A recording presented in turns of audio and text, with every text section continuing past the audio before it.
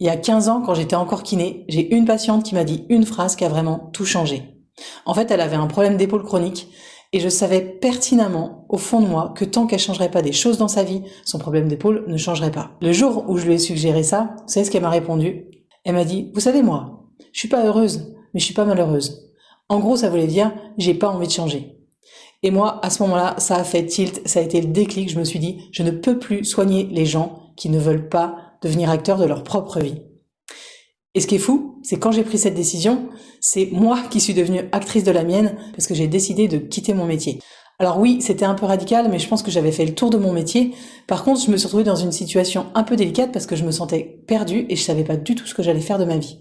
Comme je suis quelqu'un de très intuitif, à ce moment-là, je me suis dit, prends le temps de te poser et pose-toi vraiment la question, qu'est-ce que je vais faire maintenant? Et l'information que j'ai reçue, elle a été très claire, c'est tu vas faire ton premier album en guitare-voix avec tes chansons. Autant dire que ma première réaction, ça a été waouh, non mais ça, je peux pas. En fait, c'est pas un métier, et puis c'est pas mon métier, je sais pas faire ça. Mais au bout du compte, j'ai fini par admettre que c'est quand même ça l'information que j'avais demandé. Alors je m'y suis mise.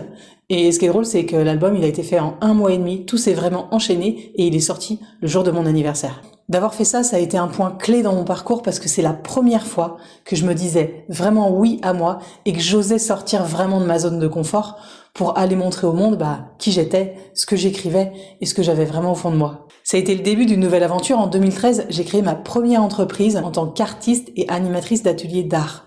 Et pendant les 10 années qu'on suivit, je suis montée sur scène, j'ai fait 2 autres albums et surtout j'ai animé des ateliers d'expression de soi par la voix avec énormément de publics différents. Ce qui est ressorti de cette période, c'est que j'aime permettre aux gens de se révéler et d'exprimer vraiment qui ils sont. Cette période, elle a été vraiment très riche, elle m'a beaucoup nourri, mais par contre, il me manquait encore quelque chose. Et ce qui me manquait, c'était une direction. Je voulais maintenant mettre tout ce que je savais, tout ce que j'avais expérimenté, exploré, au service de quelque chose de précis. Et ce qui est rigolo, c'est que je pense que je savais déjà ce que je voulais créer depuis longtemps, parce que j'avais déjà cette idée lors de mon premier changement de vie.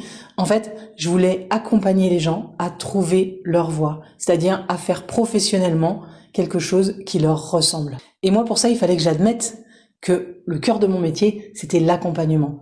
Et c'est pour ça que j'ai créé mon métier de coach en vocation professionnelle. Pour accompagner ceux et celles qui rentrent pas dans les cases avec tout mon bagage, que ce soit le corps et l'énergie, que ce soit la voix, la créativité et le coaching, à trouver ce qu'ils veulent vraiment faire professionnellement. Ça a énormément de sens pour moi et je peux dire que là, je suis vraiment à ma place et que j'ai trouvé ma voie. Alors si tu devais retenir juste 2 choses de mon parcours, la première, c'est que tout est possible à partir du moment où tu oses y aller, tu oses faire, tu oses créer.